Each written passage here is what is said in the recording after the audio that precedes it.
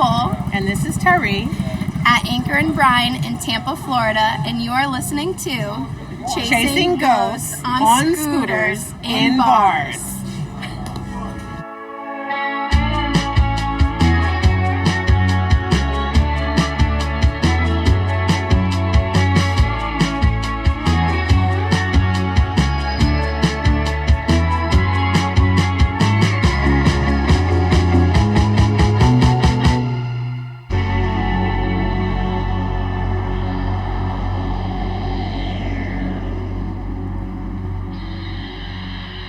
Chasing ghosts on scooters, not in bars.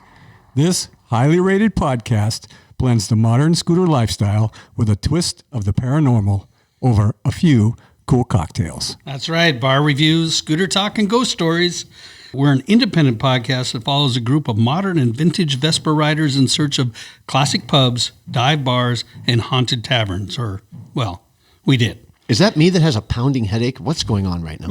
No, there's some construction going on in this neighborhood, and they're knocking it away. We also have, distancing going on. I had to put extensions on your microphones. You guys are all surrounding in about an 8-foot circle. Barely see each other. We had to tab up all our moving blankets so that we could be safe. So our sound quality might be a little bit different this time. You know what? Don't let our listeners know that we use moving blankets, for God's sakes. I might have mentioned that like sound 70 panels. times. I have sound panels coming, actually. Well, as they say, the show must go on. Hey, can I finish my little thing? Go ahead. Okay, this isn't smart or safe, but it's really fun. As a disclaimer, Lonnie, what is it? It's a stupid fucking disclaimer is what it is, because we don't give a shit, because what's somebody going to do, sue us because we tell them to go have a little fun? Please don't drink and drive. Thank you. All right, fine. Okay, welcome to episode 37, Ruminations of a Scooter Recluse. Oh. Just another reference to our shut-in lifestyles. And we're going to go over all over the place today. From an essential ride to pick up food 60 or 70 miles away, to the Cascade Mountains with an interview featuring Kevin O'Brien, who's had a lifelong relationship with the paranormal, and of course, some scooter and local spooky news. Can't wait.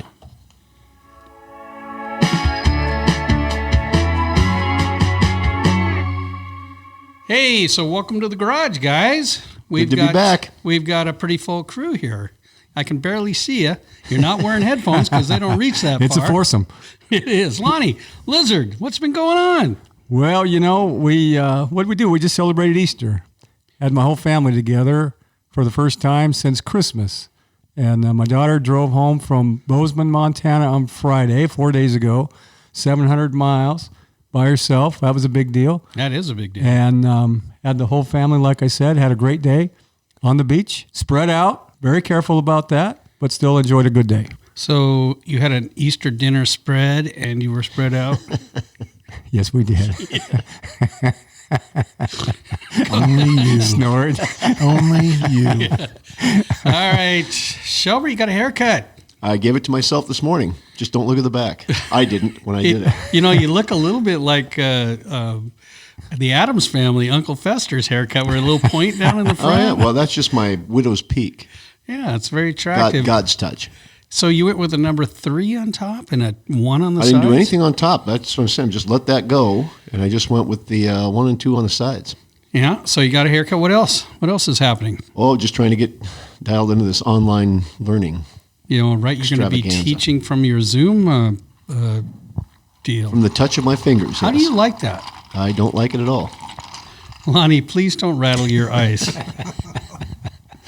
I'm a more of an in-your-face kind of guy, not the remote learning. Right. So are your students excited because they know you're technically challenged? Well, we're going to find out in a week when we're up and rolling. We don't even need to show up because Coach Shelbert can't even figure out the tech. They're ready for that part, yeah. Nice. Bueller. And Mr. Keith Pandominono. Nicely What's done. been going on? I just need to apologize for being late today. You were late. I upset our host, listeners. You didn't really upset me. I feel bad. It's a lifelong deal with the Womble family. Well, they cannot be on time to anything. And let me just say, Well, we're going down a personal path here. We just opened up Pandora's it box. hurts me. I have been on time. Yeah, thank you. Good point. There was a point that we had been on time. You know what we have today?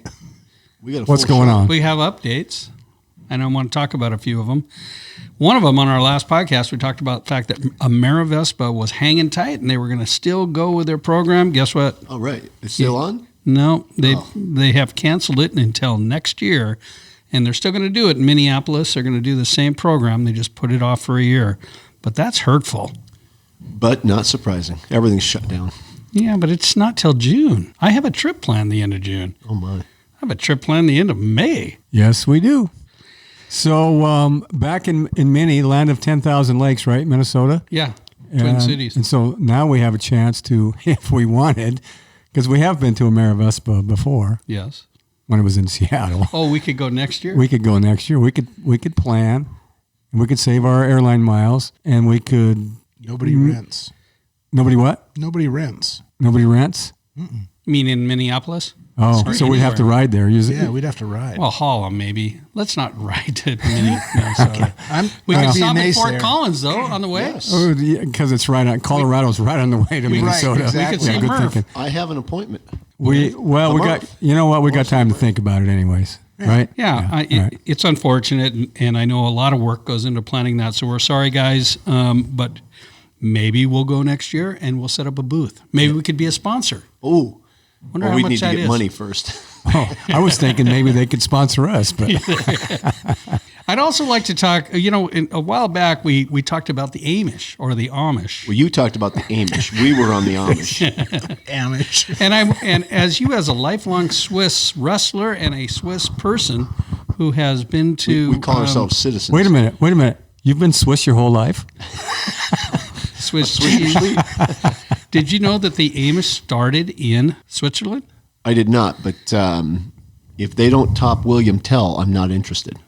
William Tell. Now, did he start there? He founded Switzerland with the apple above the boy's head. Everybody knows that. I guess I didn't. I'm just sorry, I care. didn't know that. That was kind of I the probably learned it. I just don't care. impetus of the beginning of the Swiss being. Wow. That's where I started, back with William Tell. I called him Bill. Did Johnny Appleseed then start there? Oh, as no, well? Johnny Appleseed was in the Appalachians down south. Well, I was spoken like a South true Carolina. history teacher, huh? Well, that's what I do to my kids. Just, is he true? Say it with is conviction. True? Is that a true story about William Johnny? Tell? No, Johnny Appleseed. oh, I don't know. I've never met him. I had an apple once. You did just turn 50. You could have. By the way, I have to say one of our listeners, Kristen, she'll love that I mentioned her name, is from Ohio and could not believe you said Amish. Well, We couldn't believe it either. I just did it for fun. I knew the difference. I really did. And then we brought this up briefly in another podcast, but Mark, you and I went for a blood ride. We were saving lives. Well, we needed a reason to ride. We were even willing to let them We were poke that us with desperate. needles. Yeah. And let me say that I didn't mind at all with them poking my arm and sucking blood out of For me. the first time ever. But what I didn't like And you still have a problem with. is the finger prick. We heard about that all afternoon. The finger prick surprised me. The fact that they go, we're just going to prick your... No, you're not going to prick my finger. Prick my arm. Well, because the last time you got pricked was that one time in college you keep talking about. And that was not a good experience. Flashback. I was drunk. You know, when I want to get pricked with a needle, I just go down to Lonnie's place and wait on his front doorstep there. You know what? These two guys, after their blood donation, came down to my place for a rejuvenation. Right. Yeah, We're going that's to... smart. Here's the best thing about giving blood. Smartest is they thing. tell you do not have alcohol for how many hours? 4 to 6 hours after. Right. But So- they warned you multiple times because you kind of gave the hint that you might be thirsty after this. Well, we were out on a scooter ride. So we gave blood. We had our Oreo cookies, right? And we had cran apple juice, like on the airplane. Yeah. And we got on our scooters and we went down to Lonnie's Lizard Lounge at the Right. Fastco You bar. set that up nice. Right. Right? Had everything all set up. Yep. We slide in. We sat a fair distance apart. Lonnie made us a cocktail. Talk about effective. I'm telling you When what, you're a pint low. that's the way to go. I think, you know what? I think more people would give blood if they had that option afterwards. Right. And Well, drink less because you'd pass out sooner. So it's a kind of a win-win for everybody. saves everybody a bunch. Oh, we're so sorry about that.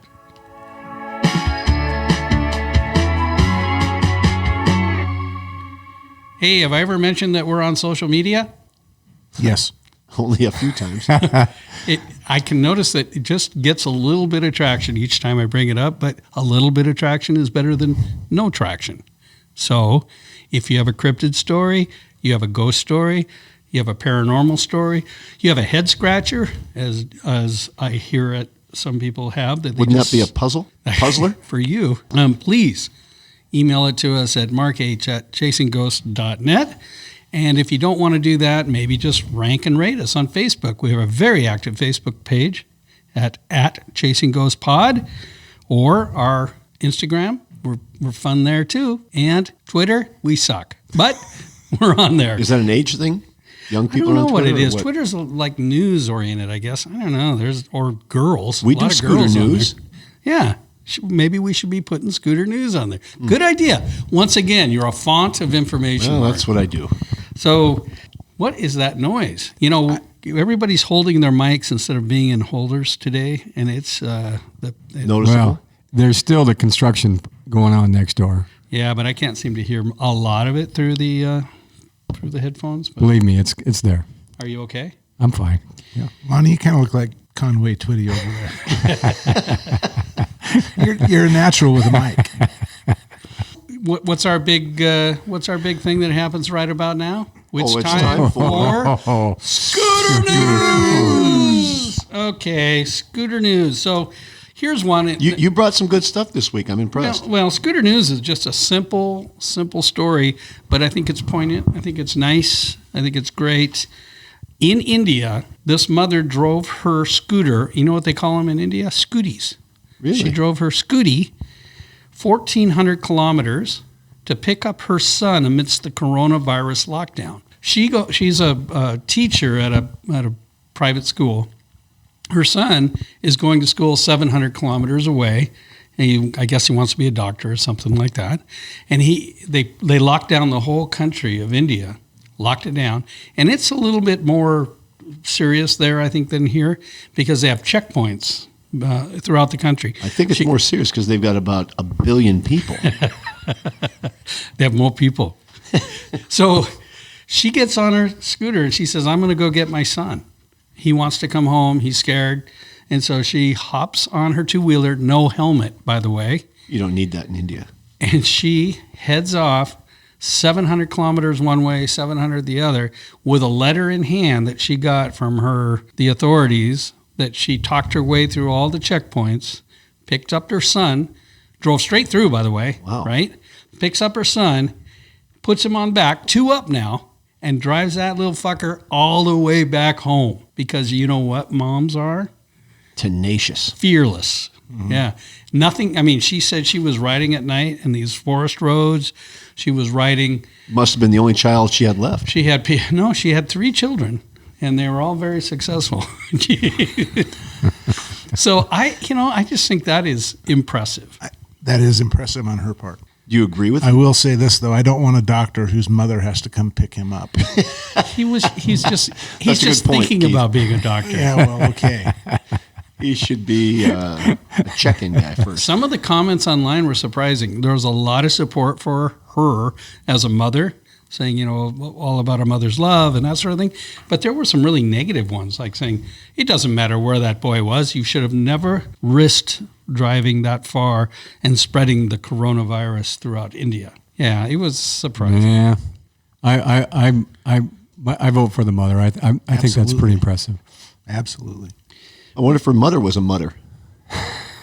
What was she riding? She was what kind of riding. pony? It looked to be. Almost a maxi scooter, pretty big.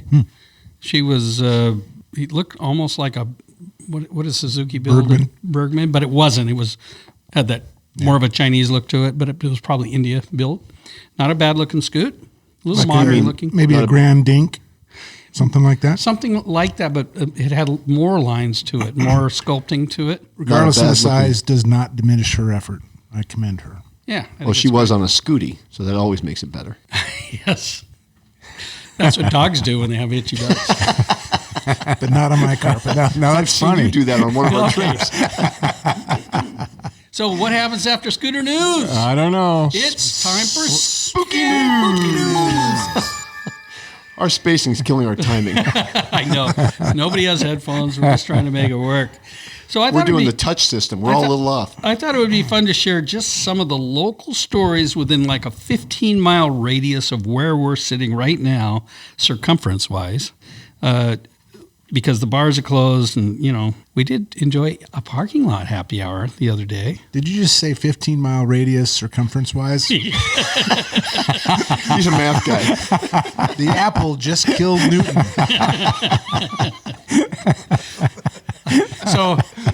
So there's a local bar not What's far. the diameter of that? Can you draw me a picture? What is pi?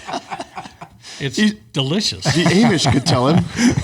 So there was a bar, and they were serving food to go in the parking lot. And they were grilling ribs out there, and they were having a happy hour. You go in, you wait in line, you get the ribs, and they go, "Oh, would you like a wink wink a to-go drink?"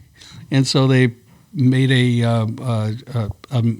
not a Mai Tai, but the other. A to-go drink. Yeah, the rum drink. Anyway, similar to a Mai Tai with cucumber and all kinds of really good stuff in it. Basil and rum and Yeah. squash it. Hey, is that We just lost Keith.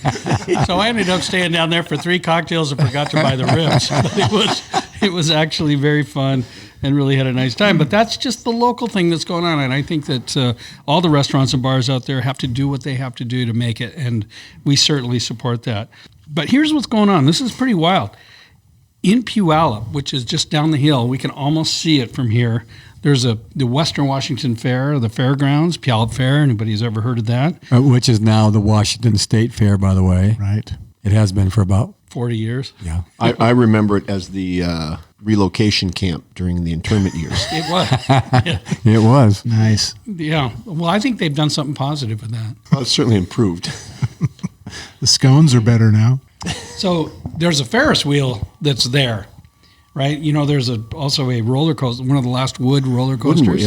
Yes. But some nights, the large Ferris wheel starts going on its own, and the seats start swinging, and they can hear screams. Did you know that? Yeah, it's the little kids on there. I did not know Yeah, that. but it's closed. This is when the fair isn't open. I didn't know that about the Puyallup Fair, that it had a haunting going on there. And we realized that this is where the grease comes in the morning. So just north of Puyallup. That's not a kid screaming. It's the Yeah, but why is the Ferris wheel running? lube the joints. Well, or somebody not getting lubed. are we going back to the college thing again? I think it's the roadie and his girlfriend down there by the engine. The other toothless. Anyway, All right. In Auburn, Washington. if which you're a is roadie, I really apologize right now. you're just a few miles. you're It would be a carny, not a roadie. Oh, sorry. Unless you're the guy in back. Then I'm okay with it. In Auburn, the Fred Meyer, which is a big chain of Like a Kruger. Kroger. Freddy Krueger. Started by the Amish They sell in Switzerland. Fred Meyer Shoe Department and stock room is known to be haunted in Auburn. Many of the employees of the Fred Meyer have experienced strange activities. They've heard boxes being thrown around, while one employee was in the apparel stock room, but nobody else was there, and no mess was left behind. So the stock room is connected to the shoe department, where people, employees, and customers frequently have shoes thrown at them.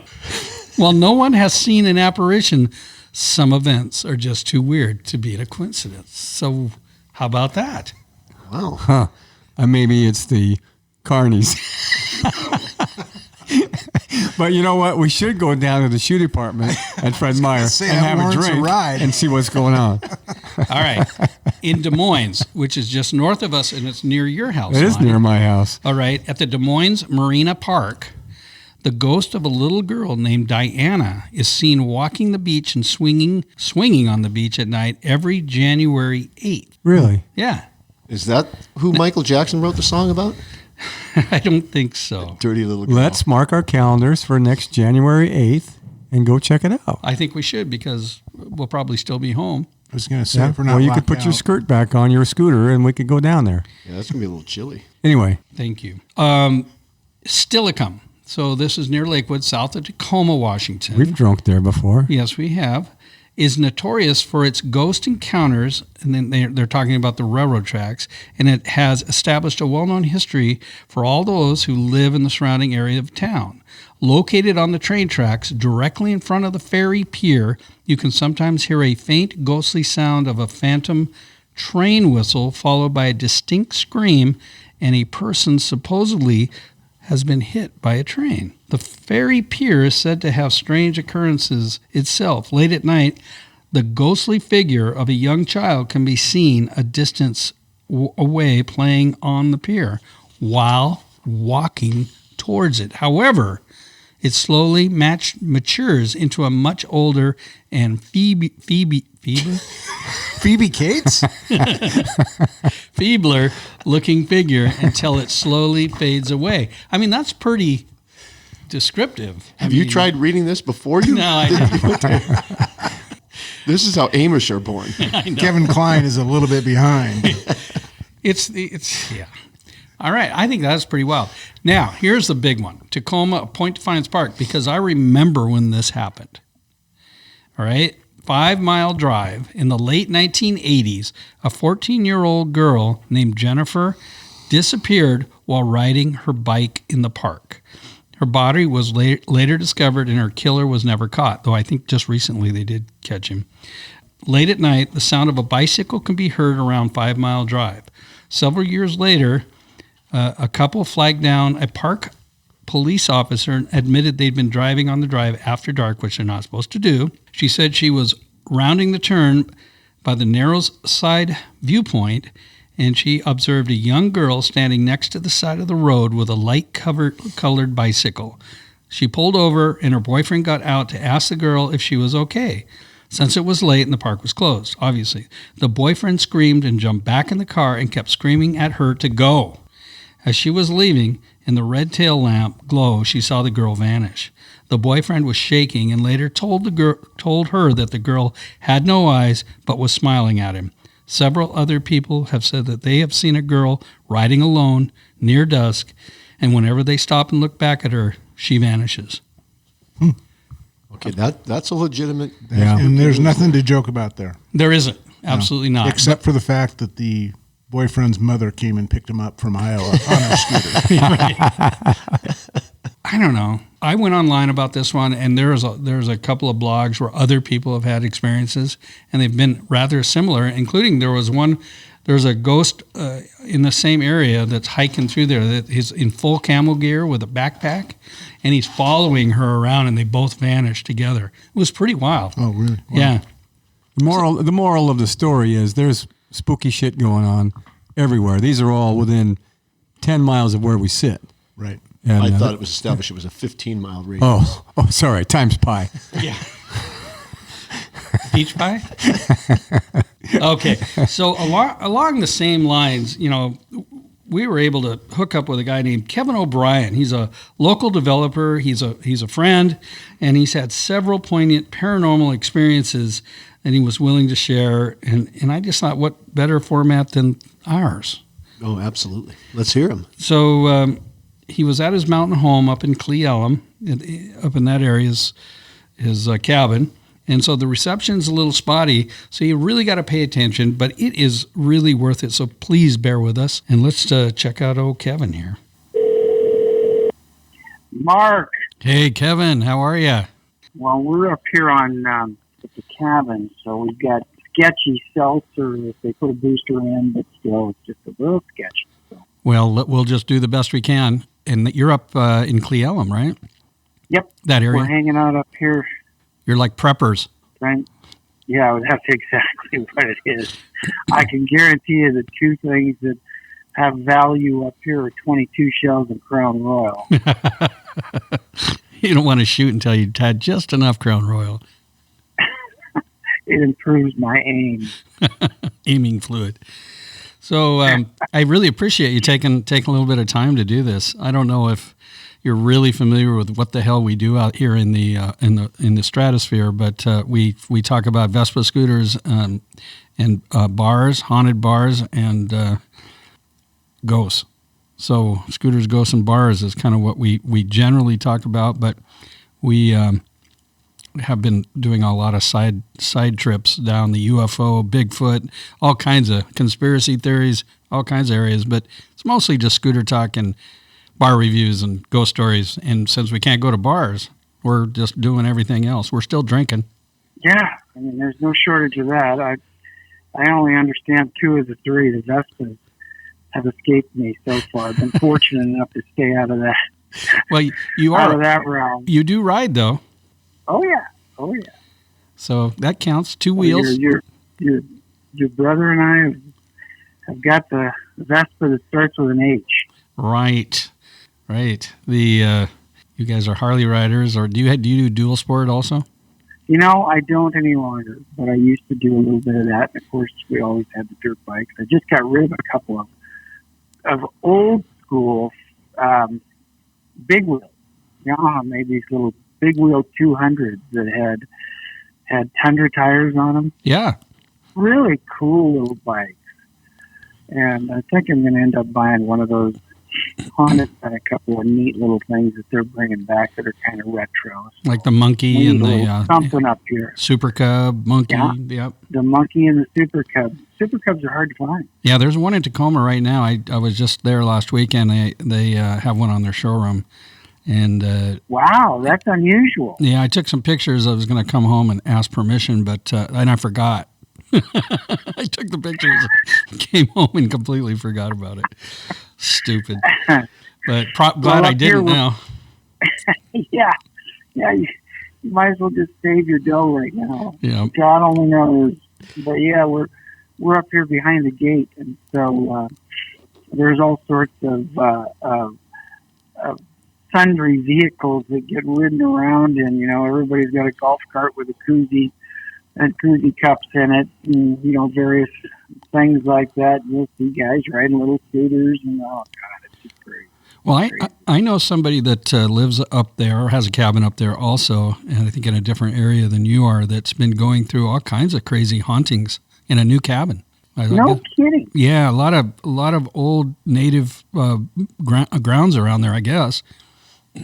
Well, yeah, I mean, this area was worked hard, and there was, when the coal mines were here, of course, there was a lot of diversity in terms of the immigrant populations that came up here to work. And as you can imagine, that was a tough living, and then working in the woods. So there's a lot of culture up here. Have you ever been to the Brick? I've been in town, but when I was in town, it was not open, so I haven't gone into it. Yeah, it's on the list though. The Brick is, of course, the oldest bar that's still in operation in the state. But what's unique about it is that there are 3 jail cells downstairs. So when you first walk in, you'll notice off to the right there's a stairwell that'll take you down, and it's typically locked. They've got an iron gate on it, but on rare occasions when it's just a fun bus, you'll get a tour downstairs. So on one of the occasions when you all come up this direction, we'll see if we can't get you down there. It's pretty cool. Yeah, that'd be great. I have to ride up there. Yeah.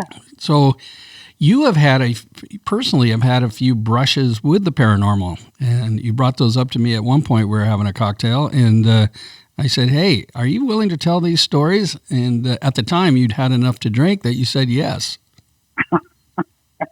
Well, it's 11 o'clock on a Saturday morning, and I've had enough to drink again. So oh, good job. Nice. Nothing else to do. Yeah. Jeez, you got to start the weekend with a Bloody Mary. But right. I think Bobby's Chong is probably having an Irish coffee right about now. Bobby should get whatever he can. So, but yeah, we did actually. I don't know why, but my mom has. I don't want to overstate this because, of course, women have an amazing intuition anyway. But my mom was always able to kind of. She could see things actually, either before they happened or they were happening, but she wasn't a witness to them. Yet when I would come home, she would tell me all about it. And so Uh-oh. it wasn't unusual. It just was.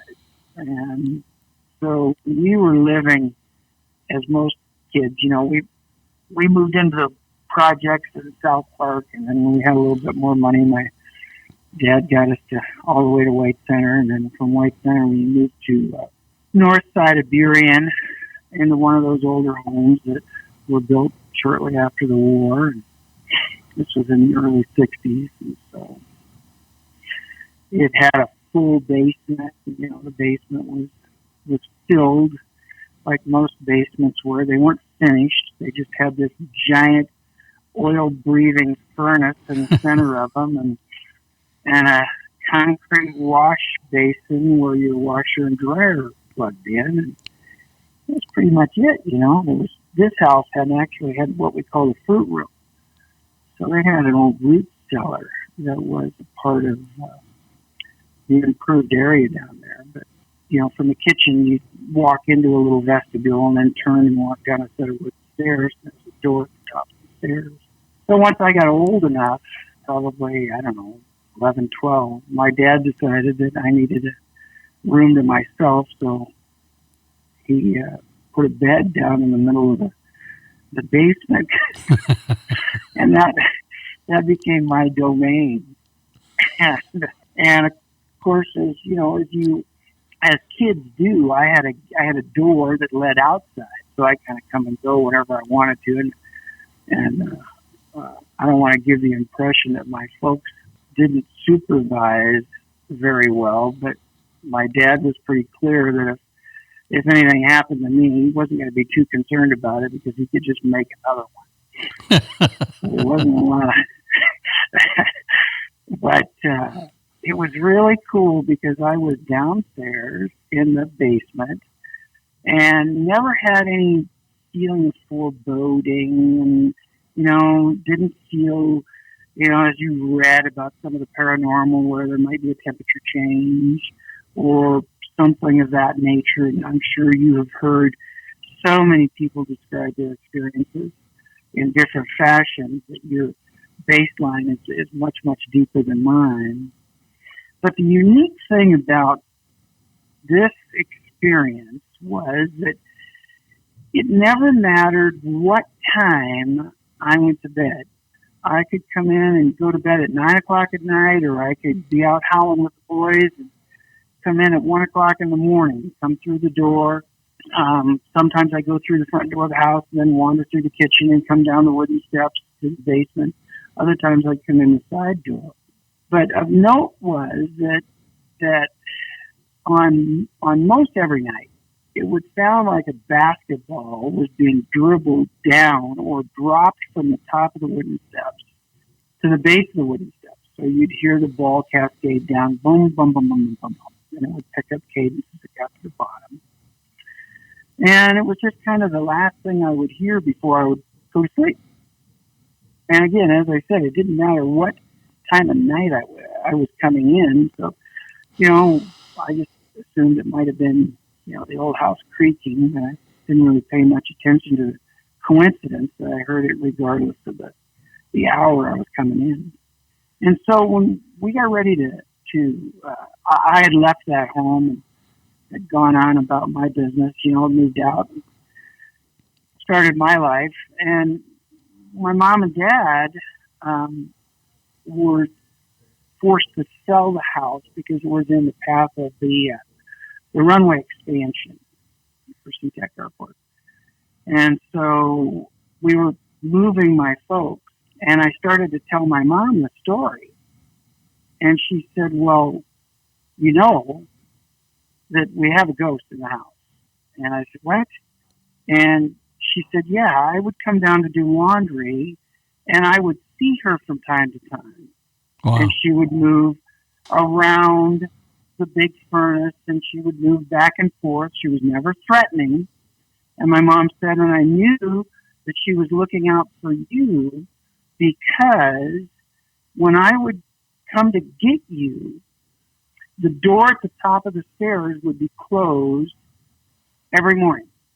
So she was putting you to bed and she wanted you to be sealed up down there. It was just an act that she did each night. She would shut the door from the kitchen vestibule to the top of the stairs. Wow. And so when my mom would come, hey, get your ass out of bed, time to go to school, that door was closed. So I was hearing, at least I believe what I was hearing was her tending the business and then walking down the stairs and going to wherever she retired. Wow.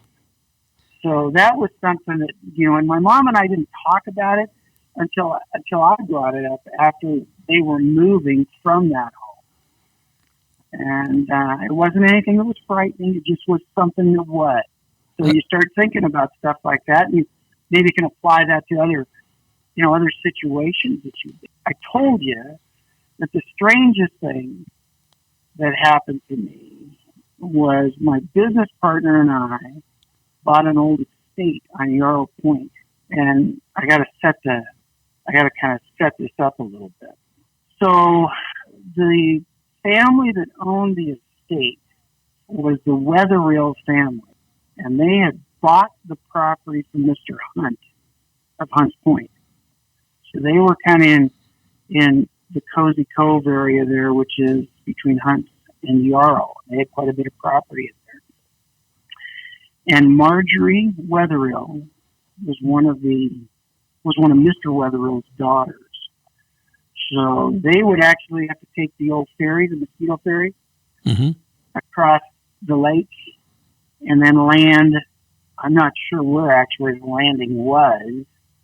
I don't know if they had to go to Mercer Island and then truck all the way to Hunts Point, or if there was a mosquito landing somewhere near Hunts Point, near where the 520 bridge crosses now. I don't know. I don't have any idea.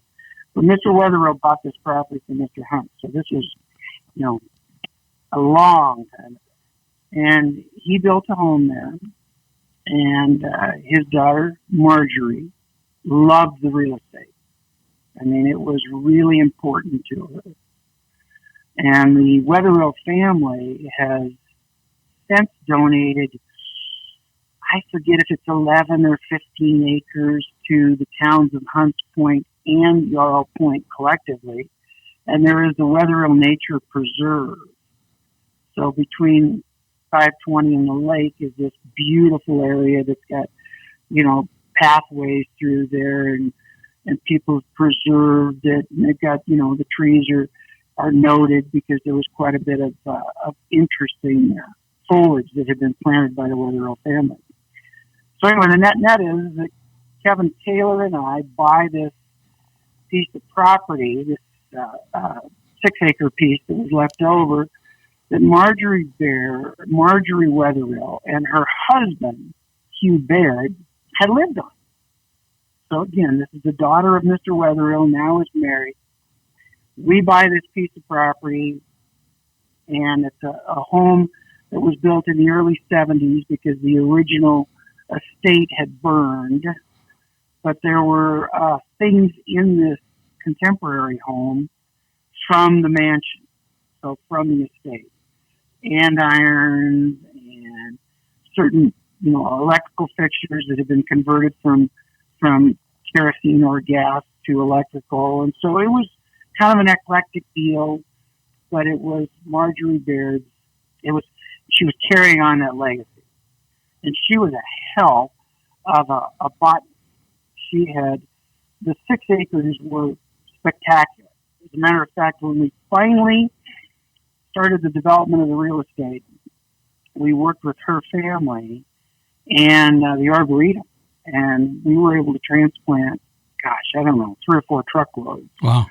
Of rhododendrons and stuff that Marjorie had grown, had propagated and cross-pollinated, and there were trees that weren't supposed to grow in this climate zone.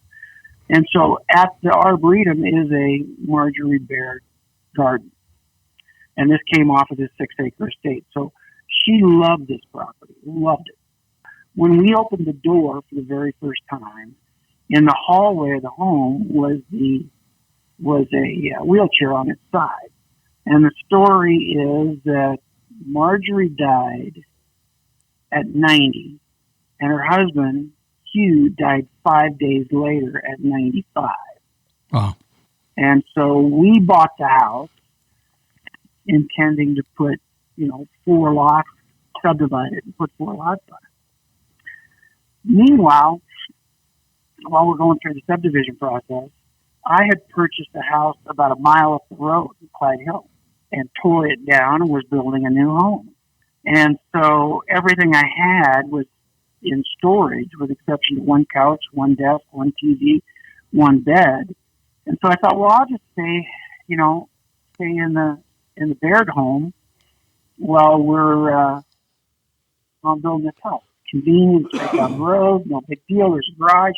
I can store, whatever I need that I've purchased for the home under construction. This just makes sense. It's a gated entry. Like I said, a 6-acre piece. When I went into the house to kind of get comfortable, I set everything up in the living room. So my bed was in the living room, couch was in the living room. I mean, it was worse than a college dorm, right? I mean, I just threw shit in there. I had like 1 microwave, and the refrigerator that came with the house was just full of Bud Light. And so I used a hall bathroom because when you went down the hall to get closer to the master bedroom, you could just feel the vibe. This is as far as I'm going. You could just feel the weight of the air change. It just got thicker. Things were, and being Irish and being superstitious, I was just absolutely certain that I shared this with someone. Well, Marjorie and Hugh, and I had brought my black lab. Marjorie and Hugh had 4 dogs. They loved dogs. And so they kind of had this aviary in the middle of this home. It was cool, kind of a cool shack. And I would put my dog Trey in the aviary at night, and Trey never barked ever. But she would bark, and she would look up, and her tail was wagging. She was so happy, and she'd be looking up at the top of the aviary. And so I just kind of got to the point where I realized that, hey, somebody has reached out to Trey, and she's whoever. My dog's nice and comfortable, and so here you are, sleeping in the living room in this bed. Like I said, I'm building this house up on Clyde Hill, and I'm living, like a pauper, and it was a kooky experience. Well, let me clear one thing up. You were living like a pauper, but you were on Lake Washington, right? Yeah, exactly. So but you know what I'm saying. Instead of going out and renting a nice house, Yeah, absolutely. Took the cheap way out, and thought, well, I'll just stay in this one while we're entitling the real estate. Now, I'm pretty fastidious, and so each night when I would come home, I would take my briefcase and put it next to this desk that I had. It was about 12 feet away from the foot of my bed. I would put my money clip, I'd put my keys, I'd put my watch right there, one side, cell phone, plug it in, everything, no big deal, just creature of habit, bing, bang, boom. So I'd get up in the morning, and none of those things that I had organized were in the same position. They'd been moved from the right side of the desk to the left side of the desk, or the phone was actually on the chair instead of on the desk. And there were just a series of little games that I'm convinced that it was both Marjorie and Hugh played with me during this period of time. One month I had a $1,000 water bill. Wow. There's no water. We chased it. So they would turn the cable off on the television. I'd have the cable guy come out. He'd express, well, I can't, there's nothing wrong. Well, why isn't my cable working? And so they played all sorts of games. And the basement of the house still contained a lot of family memorabilia. There were memorial flags from funerals. There were medals that Mr. Baird had won when he was in his service. And there were boxes and boxes of letters. And I'd talked to the family and said, hey, come and get this stuff. You know, I mean, you guys should, there's some furniture in here that you guys take it. It needs to be taken care of. And they were reluctant to come and clean out the house for whatever reason. And so, you know, it stayed in the basement, and it was fine, I guess. But as I said, I never felt comfortable going into the back of the house. So, you know, they would just kind of play games with me. Like, as everyone says, you know, you'd turn a light off, it'd turn on. One night I brought a whole bunch of, you know Kevin Cultus? Yeah. So Cultus and I had brought a whole bunch of my interior trim, and the only place that we could find to store it was up in the living room because of the length.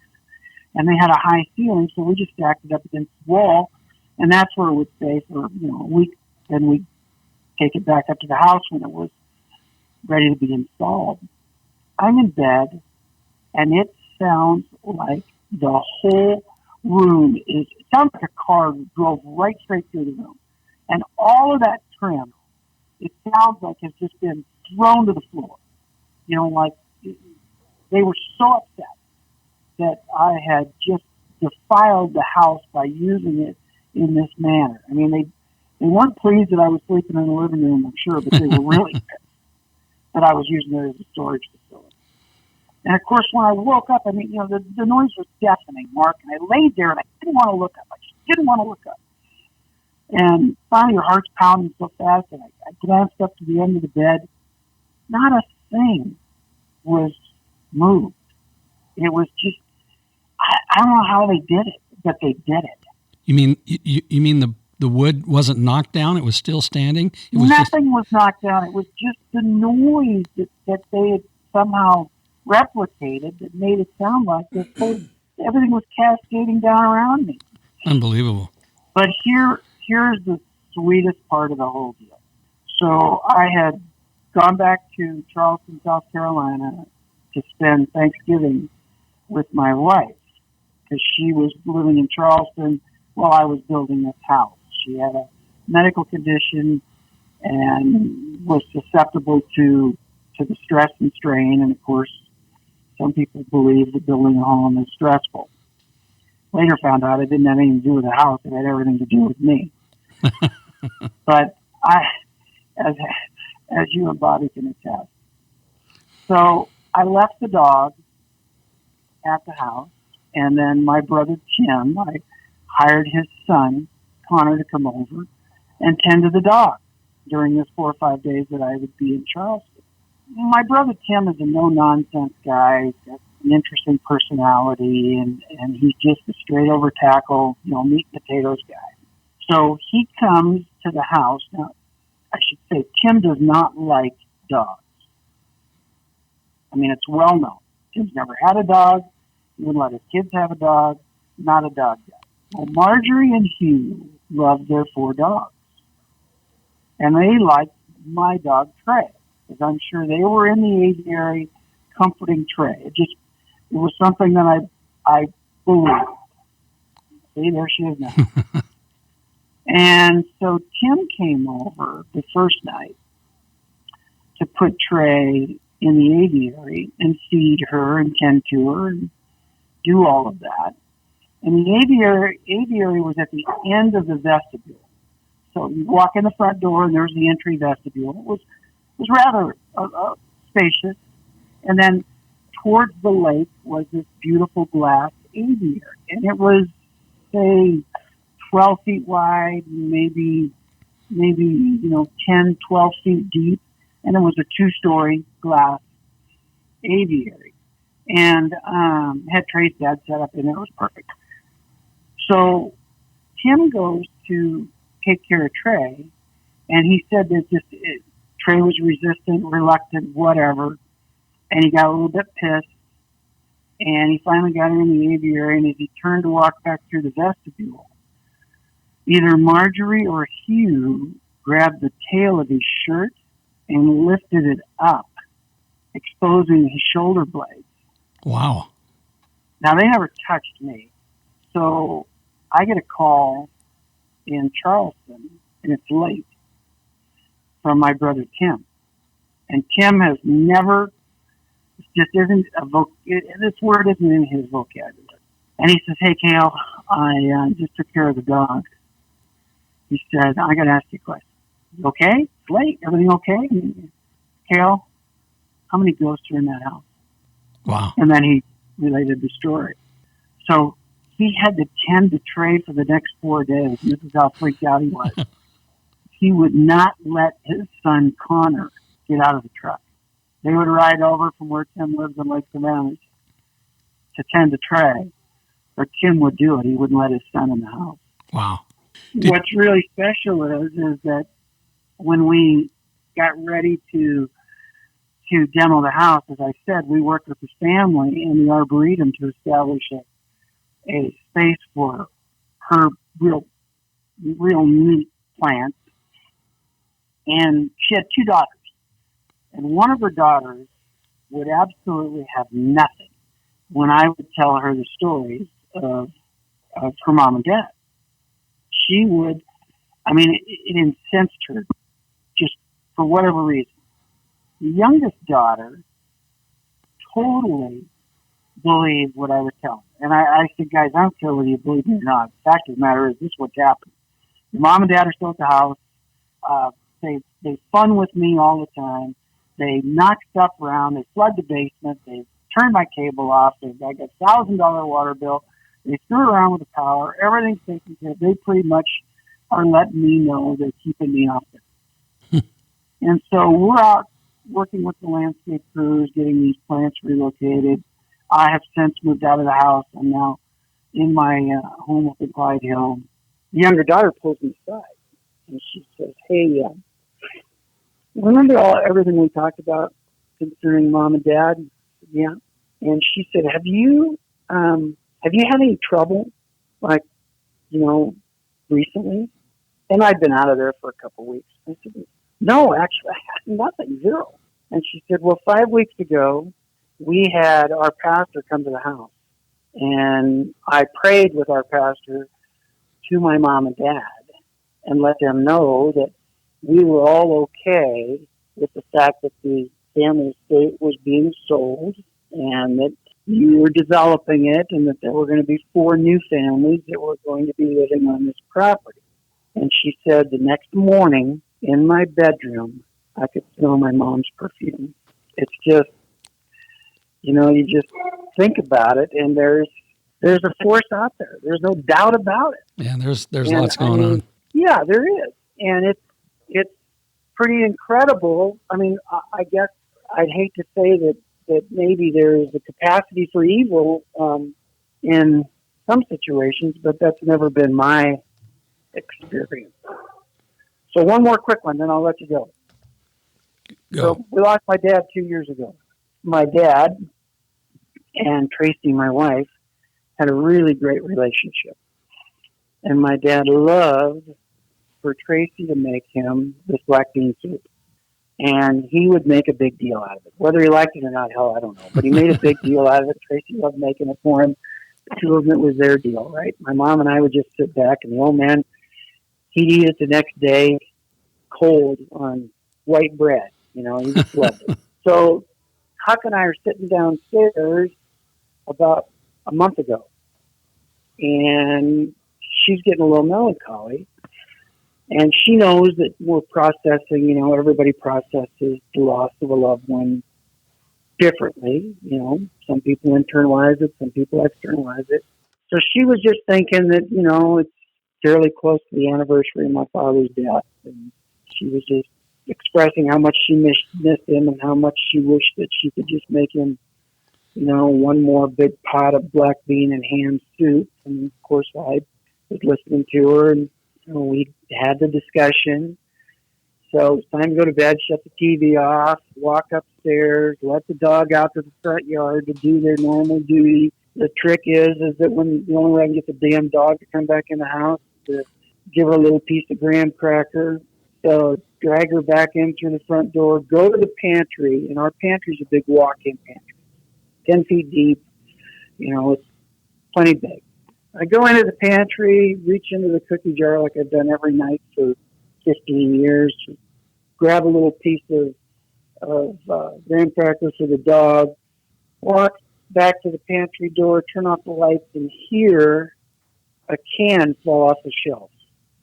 Now, again, like I said, you're not just reaching into the pantry. It's, you got to take 3-4 steps to get to the back of the pantry.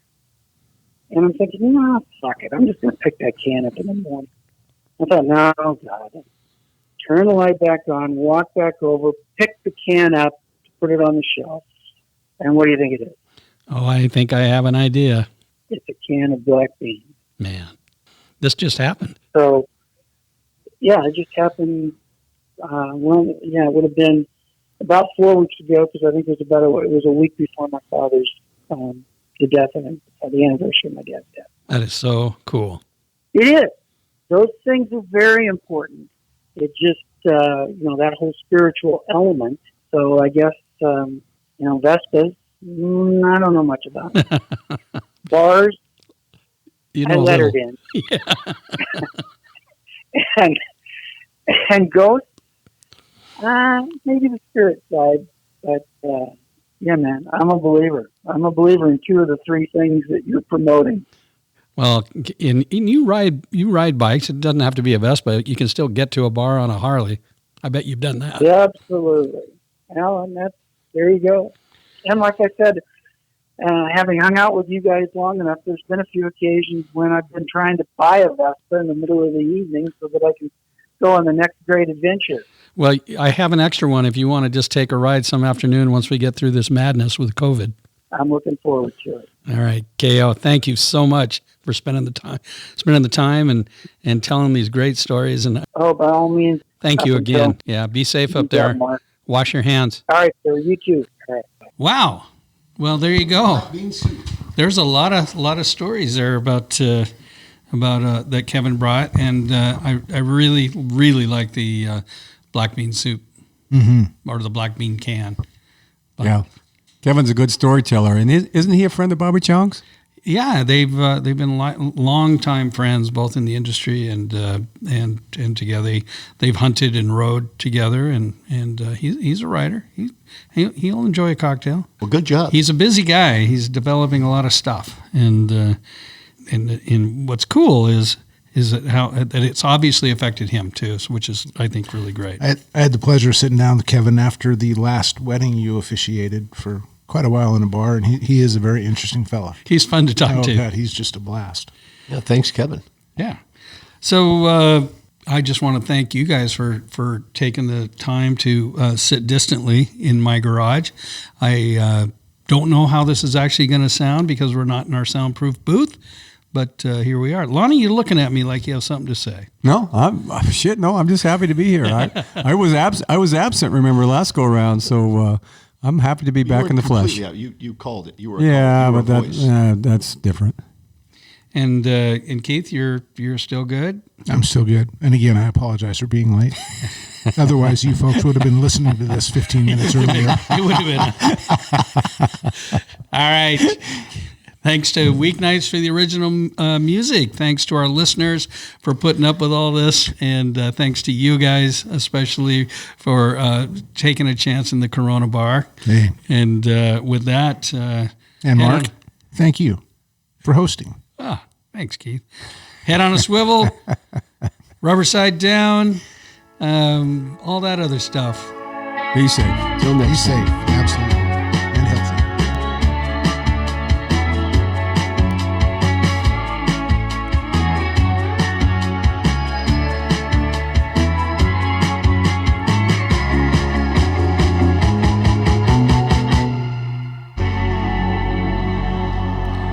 Copyright 2020 by Chasing Ghosts on Scooters in Bars.